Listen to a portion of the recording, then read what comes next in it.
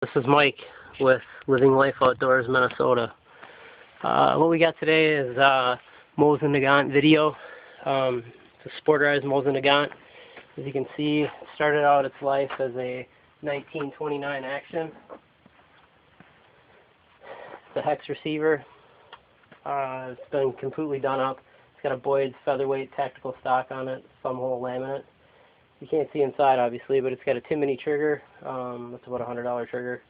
The stock is around $180.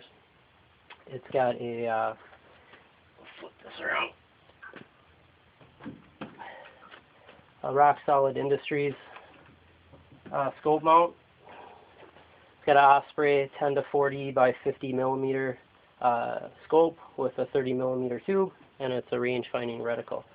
It's also got target turrets on it, so you can adjust the windage and elevation after you have it set. You can zero it, and then you can dial up by inches or minutes, depending on what terms you like.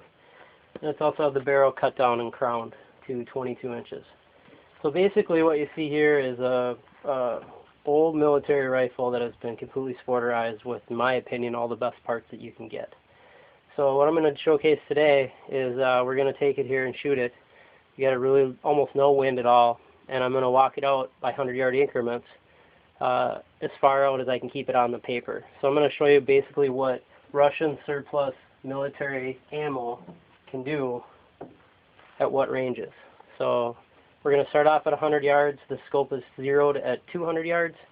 So we'll shoot it until we run out of paper and show you what the bullet drop is at each increment, not adjusting the target turrets, just holding the scope at the same distance on the target. So we'll see what it turns out to be.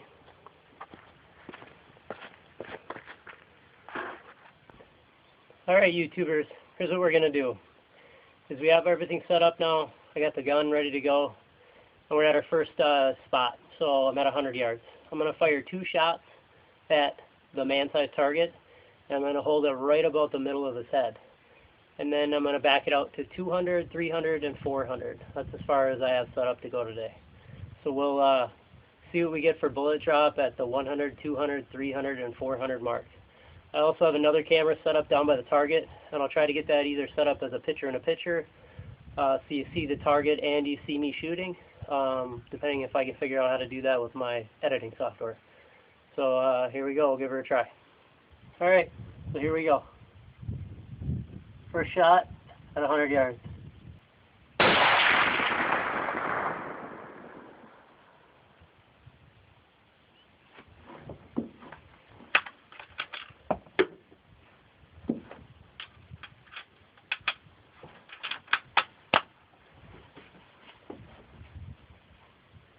Alright, now we'll do our second shot.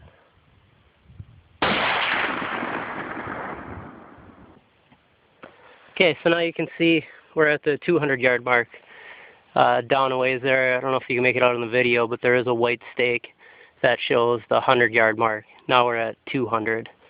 So we'll do it again. We'll see what we get. Okay, here we go. Now we're set up at the 200-yard mark. And we're going to send our first of 2 shots.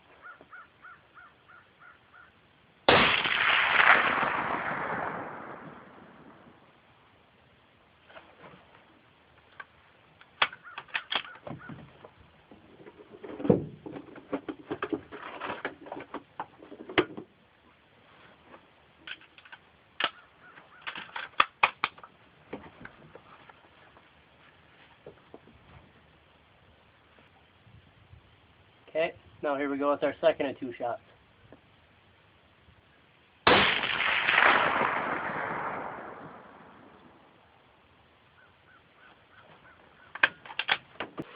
Okay, so now we're at the 300-yard mark.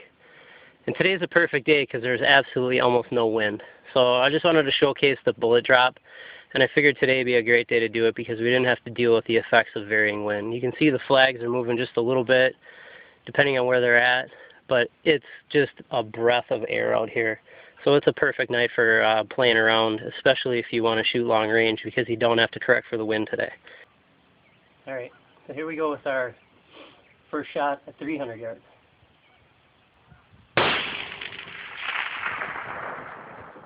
And that one was without earplugs, which was a little loud. Safety first.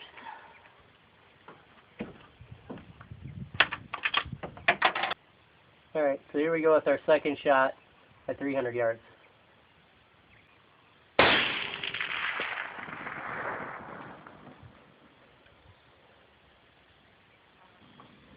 Alright, so here we are at 400 yards now. I did go down and check the camera at the target, and the battery ran out. We do have a little bit of a wind that picked up. I don't think much still, but looks like we have maybe a 5-mile-an-hour wind coming from east at between 100 and 200 yards. Still almost nothing here at 300 and 400, but we'll see what this does as a bullet. Alright, here we go with our first shot at 400 yards.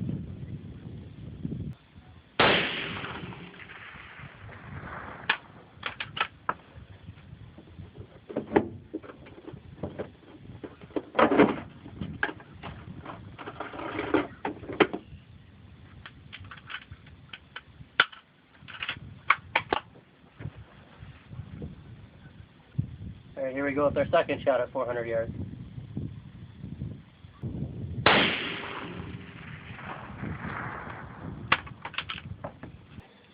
Okay, so now we're at 500 yards. Actually re-rangefinded the end of the road here, and didn't realize it went a little further than I thought. So I'm going to try here at 500, and we'll see what we get. You can see basically we're at the end of the drainage ditch here. Truck's up as far as we can go. And keep in mind, guys, 440 yards is a quarter of a mile. So now I would say we're getting into what you'd call long range. Before, 200, 300, 400, you know, that's pretty doable for most people. They should be able to hit, you know, that size target at 400 yards. But once you get beyond 500 yards, then you're going to start talking about having to really think about what you're doing. Just your heartbeat throws you off inches. You can watch your scope move that much. So, you know, now we're getting a little further away. So let's see how well I can do and see if we've run out of paper yet without dialing for our distance. All right, here we go with our first shot at 500 yards.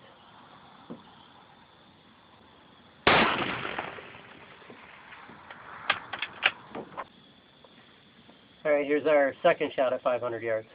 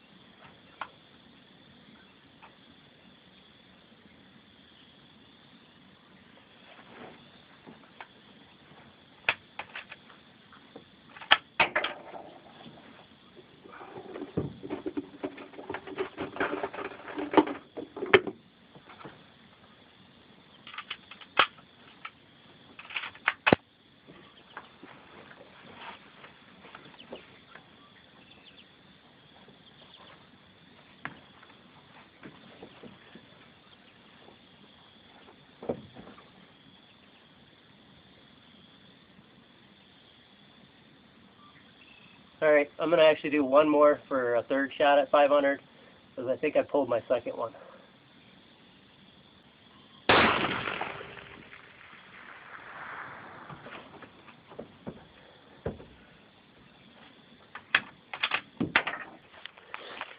Okay, so I don't know how much we did with that camera, if it did anything, but here's what we got so far. These are my first two shots at 100 yards. These are my second two shots at 200 yards. My third set of shots at 300 yards. My 400 yard shot. Obviously I didn't do too well there. And then my last two at 500 yards. Now keep in mind that I did fire 3 shots at 500 yards. But I managed to pull the trigger enough that I couldn't hit a 4 by 6 foot sheet of paper. So just a little bit of bad trigger work at 500 yards can put you that far off. Again, this is 4 foot tall by 6 foot. And by watching the scope, when I pulled that trigger at 500 yards, I knew that I didn't even come close. So you got to do everything you can to immobilize your weapon by using a bipod and a sandbag under the butt. And you have to do every bit of work because little bits of miscalculation at that range make that much of a difference. So all it takes is practice. Now if you take your tape measure, basically we got about a 3-inch group here. We have a 1-inch group. We have a 7-inch group. We have an 18-inch group. And we have a 1-inch group. So you can see pretty much if you draw a line right down the target, the wind wasn't much of a factor today. And if you do your part, that's what your rifle can do. If you don't do your part, this is what your rifle can do. So practice, practice, practice. Now again, we were talking about this rifle is a $500 rifle used off of ARMSLIST with 18 cent a round military surplus ammo. And look at what it did at 500 yards. So most of the time, any rifle that you have is going to be able to outshoot the person. All it takes is practice and some good setup, and come out here and have a good time. I did find a water jug here out on the property that I'm going to recycle. So I'm going to spend my last rounds at 500 yards, seeing if maybe I can hit that thing. I only have about 8 shots left that I brought with, so hopefully I can hit it here at 500 yards.